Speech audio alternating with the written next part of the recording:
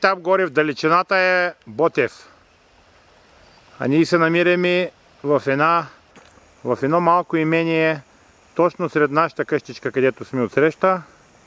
И Дитка, нали, стар морски вълк. Тази виличка била на някакъв морски капитан от Варна, който идвал лятото тук. И Дитка веднага, нали, и тя стар морски вълк, удари камбаната. Строй се за проверка. Корабната камбана удари. Какво? На вахта? На вахта. Ти каква ще си тази вечер? Дежурна по какво? Дежурна по салата. По салата. Река да не е по друго.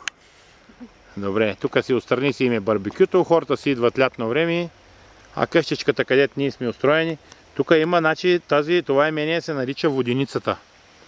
Тук има стара воденица Караджейка, то нищо почти не е останало от нея, а до него е реката с много плоски скали, с много хубави камъни, мощ са направили хубаво хората през реката, а ние сме отсреща там в ония каштурки.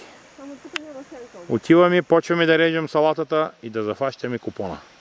И ракията. И ракията най-вече. Водка сме на тази вечер.